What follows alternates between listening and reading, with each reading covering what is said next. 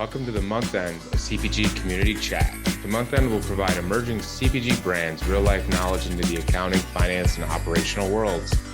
Our guests will be key stakeholders from those same brands as well as other key contributors to the industry, all of which have vast experiences and insights that will be shared with the audience. Welcome to the Month End, episode number 13.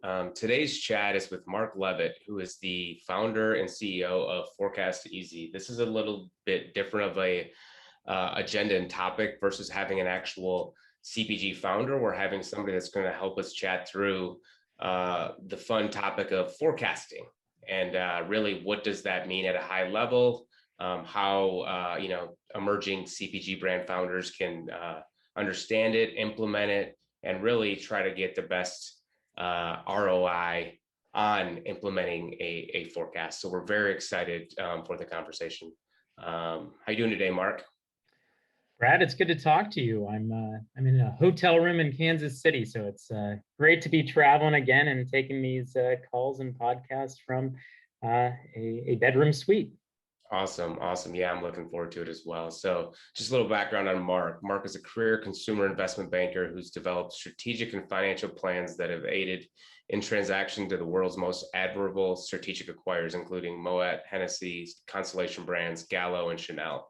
And then earlier this year in 2021, Marc has founded ForecastEasy, as I said, which is a cloud-based forecasting tool that mirrors the forecasting process used in these transactions, but it's simplified it into a framework that can be completed by founders in a matter of hours versus days or weeks. So, which is exciting from a guy like me in dealing with accounting and finance for a lot of small businesses. As much as we can template and simplify the process, the better. So yeah, Marc, is there anything else you want to add about your background and maybe what you're doing within the ForecastEasy or CPG space? Kind of maybe a little more expand upon that.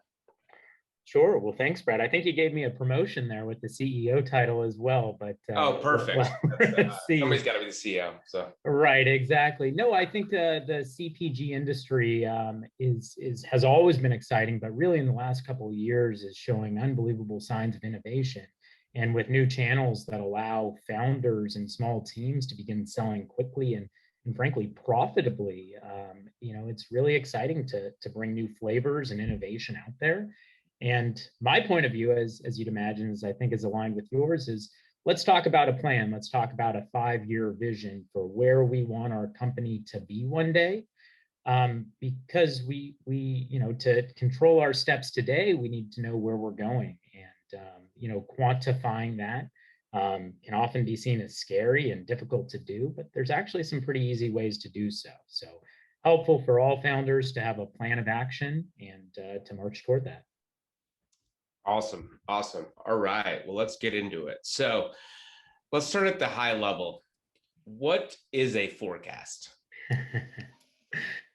Fair enough. A forecast, really, I'm not going to answer it the way you perhaps expected, but founders have in their heads really the plan of where they want to go and how they want to get there. And in their brains, they often know exactly what these steps are. A forecast is really taking that, putting it on a piece of paper, a scratch pad, an Excel document, and really just trying to quantify what it means, what the units look like, what the pricing, what the revenues, and from there, what type of organization can be built to support it. So when we that makes 100% sense. Is there a specific, we hear the words forecast, budget, model. Like, how do you differentiate those, or are they synonymous, or what do they specifically mean to somebody like you? Yeah, no, they're very close, and they're definitely nuances. They're very similar. I'd say forecast. Think of a 3, 5, 10-year plan. Where are we going? How are we getting there? What's going to bring us along the way? A little more strategic of how much money might this cost? Questions about where we get it from all stem through these forecasts. Budgets are a little more factual. Here is the next 12 months, what we expect to do. And we're starting to measure against that so that we can just see if we're doing exactly what we think we'd be doing. An analogy I often use, I think we've all been in our homes and we've watched a little too much HGTV. Forecasting is like, blueprinting. Where are we going to put the house? How many rooms is it going to be? Is it going to be an open concept? How many bathrooms, etc.? And budgeting is a little more of the tactical of when does the plumber get here? How about the electrician? How many hours is it going to take? What order should we do it? Both are important. You know, budgeting is more about how do I get to tomorrow and get the day-to-day done. We often call this, you know, the Maslow's hierarchy of needs of, you know, if you've got an issue with your production partner, you got to fix that before you do anything. So budgeting is often the first thing small consumer brands will look for. But forecasting, in my opinion, is where they should spend at least a couple hours every few months to figure out, is our plan still the right plan on a long-term basis? I think that information was fantastic, and how you broke out the difference between the two, because in my world, and even like our team at Accountfully or our clients, it's budget versus forecast just gets thrown around in a synonymous manner. But I think you know, discussing or defining in those mechanisms, I think really helps out. When you're saying forecast, are you forecasting, you know, what financials are you forecasting? Are you looking at the P&L, the revenues, expenses? You're looking at the balance sheet, cash? Like, what specifically, or what's your highest priority when you're looking at a forecast? That's a great question, and I hope to simplify this down for people, because balance sheets are really difficult.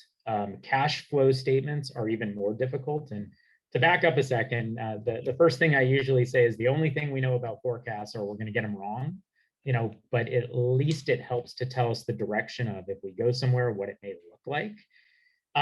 So cash flow is just, it is so difficult. The balance sheet is so difficult. And what's good is that the most strategic statement is the income statement. And that's all about what are our products, what are our channels, what are our different margin profiles.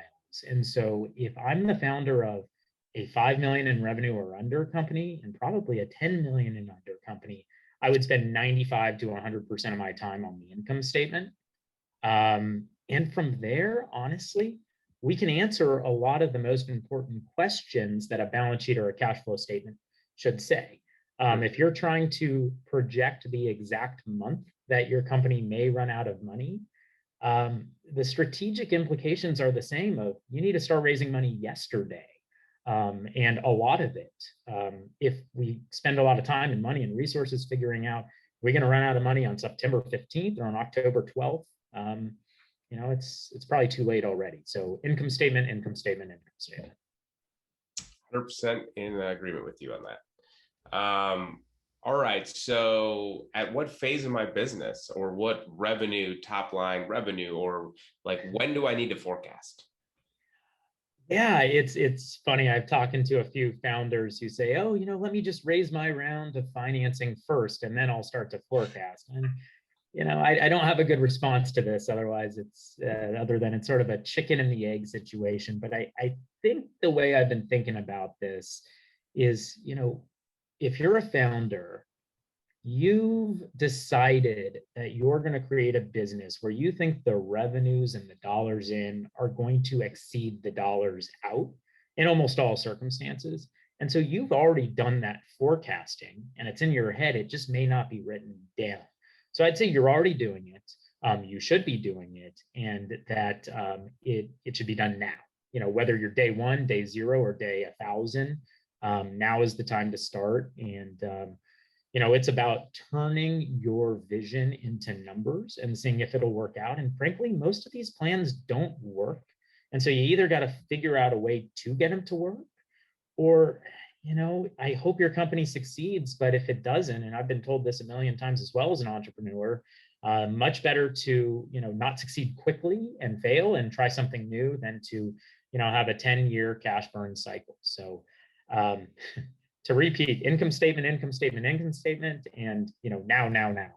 Mm-hmm. In relation to kind of like, I guess one question is like, how far out? Like, how long? 1 year, 3 year, 5 year? Like, is there a starting point? Like, is there specific milestones or specific tasks, such as I need to raise my Series A, so should I have a 5-year forecast versus a 1 year? Can you kind of walk through that kind of mindset and decision-making process for the founders out there? Yeah, it's a great question. I see 2-year forecasts, I see 10-year forecasts, and I'm going to give you what sounds like a very simple answer, but I promise you it's been distilled with a lot of thinking. 5 years. 5 years is the right answer. 3 is too few, 10's too many. 5 is the right amount for, I'd say, 98% of businesses. And when a prospective investor is looking at the forecast, what specific things are they looking at? That's a great question. And it probably breaks down into what the investor profile is. It's a friend or family member, to be honest. They probably don't care that much. It's more about their relationship to you. If it's more of a angel, they probably want to see it go from a few dollars to many dollars.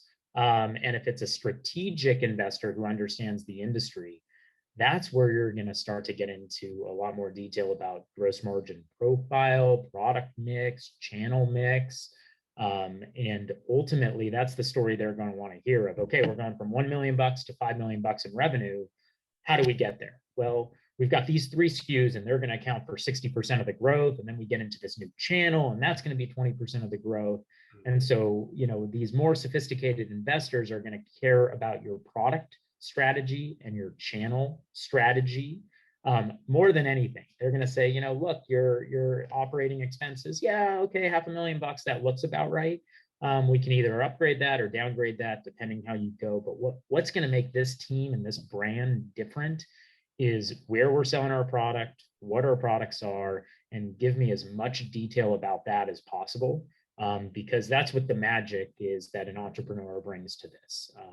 So I'm all about, and I think, Brad, we share this, it's products and channels in as much detail as you possibly can give me, but not too much, so that we can really strategically talk about why our brand is unique in the industry. Good. And then the last kind of high level question here, how often do I need to review the forecast after I've implemented and or reassess and change it? Right. And great question. And this is more of a personality fit question, I'd say. You could do it once at the beginning of the year and really just see how it's, skating toward that. Most founders I know aren't like this. And they're actually, every few days, every week, they're taking in new information about who likes their product, how much it's selling, and what numbers may change from this. I would not update your forecast weekly. I would say don't do it less than quarterly. That's probably about the right amount for most people. You lock it in December, and then you update it March, June, September sort of thing. With that said, I might add an extra 1 or 2 in if you get a big retailer or there's a new kind of interesting tweak to your business. We're talking about a 5-year plan here. And, if Costco hits in June versus December, that's going to affect your day to day and your cash. But in terms of the overall vision, hey, we're in Costco in 2021, and that's what matters. Awesome. Great information so far. Love it. All right. Now into the next steps, building out a forecast. All forecast, all Excel spreadsheets, all calculations, all models that are created need to have some key drivers, key inputs. So what would you consider the key inputs or drivers of the overall kind of forecast? Yeah, great question. And to step backward too, if you're doing any forecasting, that's a great start. So, the most basic way to do this is you look at your sales last year and you apply a percentage growth rate. And if you're doing that, it's step 1, and that's great. And that's great. And that's fine. To go on the exact opposite side of that, sometimes for 3 million in revenue brands, I'll see week by week breakdowns of velocity builds by channel, by product. And it's, what I would call a Ferrari of a forecast. That's probably 100 different tabs all feeding into something. For 3 million in revenue company where you're really trying to double, triple the business in the next 2 or 3 years, you're not going to have that good of data. You're not going to have that good of insights. Your time is much better spent selling, marketing, product development, et cetera. So I think there's a really happy medium, and it's about your products and your channels. And I would really focus, less is more in this case to begin, on channels that you have a different price point in. So if I'm a food brand and I'm selling online from my website, I'm going to get a certain dollars received from selling on that website. If I sell on Amazon, it's a very different price point that I receive as the brand. It might be the same to the consumer, but Amazon pays me, or I receive from Amazon a different amount. which is different if I go to a farmer's market and different if I sell into UNFI and so on. So I would find each channel where you have a different price point, and I would kind of set them up as the top of a grid. And then I would list out each of your product lines or SKUs, on the other side of the grid. And you sort of create a matrix of here are all my products and here are all my channels. From a channel standpoint, Brad, I'd say 3 to 5 is really the sweet spot to concentrate on. And from a SKU standpoint, I would say, some brands have 3 SKUs and that's it, and that's perfect. Others, I work with a lot of wineries. They'll have 50 different SKUs. That's way too many. I'd say 5 to 12 is really the sweet spot of get, 75 to 90% of your overall sales in those 5 to 12 SKUs. And then add a final SKU that says all other, and that's probably going to take care of it. So that's the setup I typically do. It's detailed. It allows you to talk about your business from a very strategic standpoint. But it's not all that complicated for founders to speak to, because more than anything, they know their products and they know their channels. That's great. So when you're setting that up, what you're saying is having like expected sales quantities each month entered into those cells, right? Yeah, exactly. So within that grid breakdown, I'd concentrate on 3 things. It's volume, it's price, and it's cost. Awesome. And because of this, we know our volumes hopefully go up each year, and they'll go up at different rates for different products and at different rates in each channel. And our price, like we might want to build in a price increase 2 years from now, 5 years from now, and see what it does to the overall gross margin. And the same thing from the COGS point of view, which is we might have $100 worth of COGS now. What do we need to get that $100 per unit down to so that we can get our 52% margin or whatever we're looking for? And this type of forecast isn't going to tell you, hey, we're going to lower the bottle cost by this and the liquid cost by that, but it'll say, Brad, I need you to talk with your suppliers. I don't know what you can do, but get from 100 to 72 any way you can. So save us that 28 bucks. Awesome. So basically we take the products, the sales channels, and then we look at the volume, price, and COGS or cost of each within those specific products and sales channels where they meet. Then exactly. From there, once we're able to kind of go and calculate that, then what is the key kind of metrics or the key information we should be looking at, after we calculate all that information? And that's exactly where we're going. The most important number on an income statement, a forecast for me for looking to invest in brands, looking to cash flow, looking to be acquired one day, is gross margin. And if we can break this gross margin down as detailed as we can, so we understand what channels and what products are our most profitable, that's where the founders can have really strong power of where we want to push the extra effort here. I work with a lot of beverage alcohol companies, and they're starting to sell online, but they're shipping 2 or 3 bottles at a time to a customer, and they have to subsidize the shipping. So they might get $100 of revenue, but it costs $50 for the vodka, let's say, and another $50 to ship it. And we're actually break even or losing money. And so focusing on gross margin per channel or per product in these channels talks about the brand's health and lifeblood and where we want to allocate resources. Nice. I've always clearly, I think, gross profit, gross margin percentage, like looking at that number, and it is super key, especially a lot of our clients in the, startup kind of CPG space with, especially those in the distribution world where you're getting slotting fees and free fills at the start. It's really hard to look at, but it's really, if you're focusing on that and then you're identifying a target percentage, and then that helps you calculate volume, price, and COGS, right? And really back into that aspect. From an aspect of like, target gross margins, for a $0 to $5 million company, or do you segment it even further, like 0 to 2 million, 2 to 5, or 5 to 10? How do you, like, clearly it varies by, sales channel, by industry, but like kind of how do you think through that process from your background in the kind of investment space? Yeah, that's a great question. And there's a lot of categories in CPG, but believe it or not, they all kind of, I mean, you know this, they fall out in a similar space. Most brands starting up, if they're selling through wholesale, are going to be in the high 20s, 30s, low 40s, somewhere in that range. That's difficult to run a full business on a 30% gross margin company.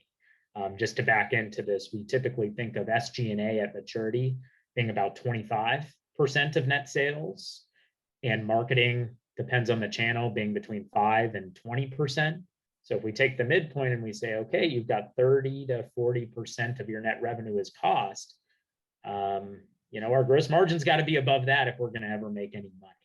So the numbers that kind of come out are, you don't need to be at 50% today in some of those wholesale channels, but a path to get to the high 40s, low 50s is going to be really important. Online tends to be, right away in the mid 50s to 60s. That's good. That's great. We can keep them there and kind of boost them to the 65 to 75% range. That's going to help to fund other aspects of the business. But the online component, what's going to be really interesting, and we see it more and more by the day, Brad, is if you are a light good that can ship very cheaply, you can have some amazing margins on those online channels. If you are a heavy goods company or a regulated goods company, half of the beverage alcohol clients I work with are losing money on every bottle they sell online.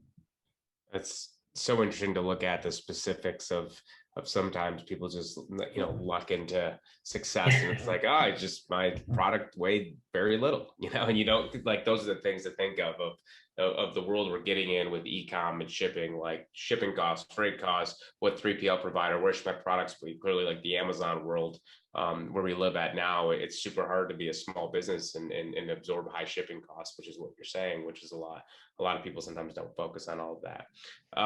It's a good time to be a spice company. Yes.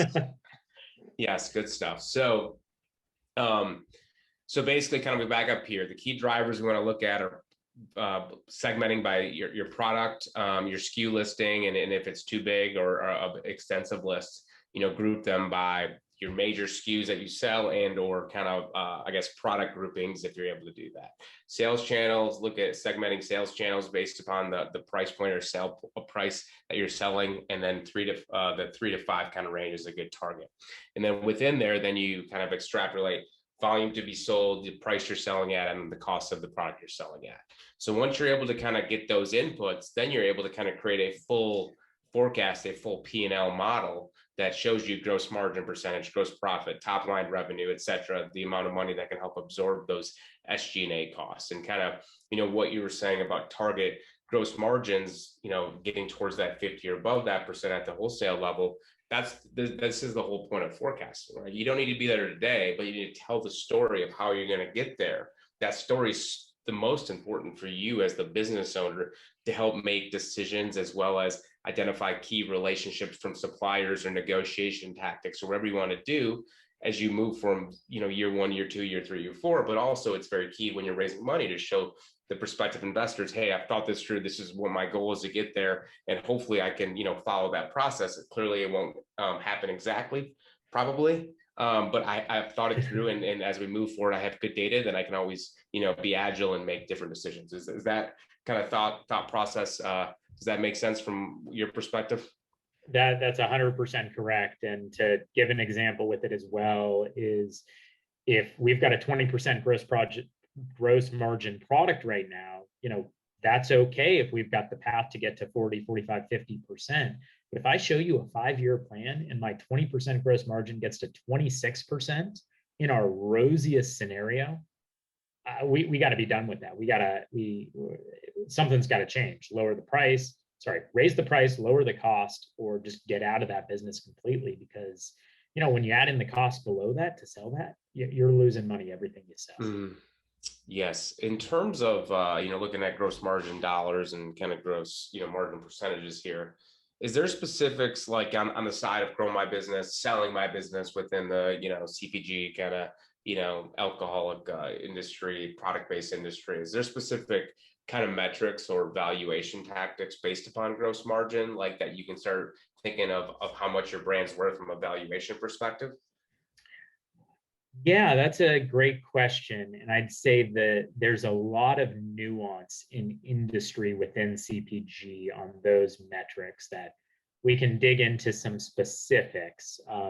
Typically, we'll see net revenue multiples as the easiest way to populate, valuations. But you're exactly right. These are often deducted from gross profit numbers, because a multiple, and just to back up, a multiple is sort of a valuation metric you're going to put on one of your company's financial metrics to turn into what your company might be worth at this point in time.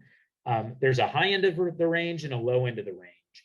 And that's very much determined by two things. One is your gross margin. Are you providing a product that's higher in gross margin, more profitable than the company you're selling to? If so, it's called being accretive to their overall gross profit margin. And companies will very much appreciate that because you're helping their overall financial picture, even if you're very small. The second metric with multiples is velocity. How much are you selling in each point of distribution? And so if you've got a high velocity and a high gross margin, you're going to be on the high end of the multiples. If either of those is low, you're going to be in the middle and the low end. So when we think about, you often hear 2 to 4 times for a lot of food and beverage companies as to what a net sales multiple may be. Well, high volume, high velocity, high margin, that's going to be on the 4+ side. Sometimes you see 5s and 8s and 10s, and what those are almost, category creators, where they've just taken the category by storm. They're growing at a velocity we haven't seen before, and really high margin. So the bad answer is kind of 2 to 10 times net revenue. We can deduct into the gross profit multiples from that, but really determined from what the overall profitability of this company is from a product standpoint. Mm-hmm. Love it. The key terms so far: product, sales channels, volume, price, COGS, gross margin, velocity. We can add a glossary at the end of this. Exactly. Thank you. Awesome. All right. Well, I think, that was a very good kind of in-depth, detailed conversation on building out a forecast, what we should focus on, and kind of what the outputs are, or the focused outputs are, the priority outputs, right? Kind of moving forward now. So for the folks listening in here, I don't have a model, or maybe I do have a forecast in place. So kind of as we move forward to action items for our listeners out there, what are, 1 or 2 or 3 do's that they should start focusing on right now? Yeah, I hope this doesn't sound a little tongue in cheek here, but do forecast. I don't care if it's a cocktail napkin or a highly complex financial model or anything in between. Simply writing down on a piece of paper, here's what's in my head and here's what it turns into with numbers. It's going to help you so much. I mean, it's plan, measure twice, cut once sort of things. And I really hope that getting this long-term plan helps you to figure out the best places to play in your industry, where, how to get there, and if what you're building is something that's worth building in that direction. So do forecast is my multiple answer to your how many do's question. All right. And then what is a don't? What should a CPG founder not worry about or not focus on? Yeah, or maybe, and yeah, go ahead. I think it's don't be intimidated. I mean, I know we've talked about a lot of terms on here, and all the founders I know they're salespeople, they're marketing people, or they're product people. Not one of them is a finance or accounting person that's gotten into the CPG industry as a founder of a brand. So sometimes people like numbers or get numbers, and other times they want to run away from them as quickly as possible. But the most effective founders I know, they're not finance experts, but they know how the numbers work with their overall vision. So I encourage you to work with the folks on your team or your outsourced advisors to really understand how your sales and marketing and product development build ties into the numbers. And then there's tools and resources out there. I know we spoke of, you've got all your channels and your margins and your products, and that's a really big spreadsheet. There are tools out there to help you with this, to really break it down into a granular fashion where it's quick, it's easy, and the numbers are pretty close to right. So we can help you find those solutions, but don't be intimidated. You don't need to know finance to be able to develop, your P&L down to gross margin. It's just answering questions over and over again. What are our volumes? What are our prices? What are our costs? It's great. So again, do forecasts and don't be intimidated. And just so, kind of just resources that can help the audience out here. As we discussed earlier, Marc's the founder of ForecastEasy, a great forecasting kind of tool for a startup or somebody without any finance or accounting background. Go check it out. Even if you don't use it, he's got great content and just information to follow that can help you kind of think through this process. Additionally, there's a ton of great accountants, finance people, support people in the world that can help you with this. So I think that goes along with the don't be intimidated aspect. One final question before we go. What is the longest or the most complex, so longest in time frame, most complex, you don't need to be specific here, just give us a ballpark range of or forecast you've ever seen from any company? That's a great question. And I'll tell you, it's not detailed at all, but a couple of the acquirers that you mentioned at the beginning of the call, they're legacy brands, legacy houses. And what they talk a lot about is, we're not doing this for 5 years or 10 years. We've got 100-year vision. So that's what they're looking at. It's a little tongue in cheek, and they're not telling me, what the sales are going to look like in 2073. But I love the concept, which is, if you're building a brand that you want to last for generations, thinking through what decisions you can make now to support a brand in 2073, the, pillars of foundation would be, it's never too early to start looking 100 years out, right? Yeah. I love it, man. It's interesting looking at 100 years out when your lifespan isn't expected to be that. But this has been great information. I think from here, Marc, really appreciate the time. Super tangible information, next steps, action items, tangible drivers, inputs, etc. Like I think this is very worthwhile for the audience, and I'd imagine some audience folks that listen in will probably listen to this a couple times as they're taking notes. So again, Marc Levit from ForecastEasy. Thank you so much, Marc, and really appreciate the insight. Have a good one. All right. Thanks, Brad. Talk soon.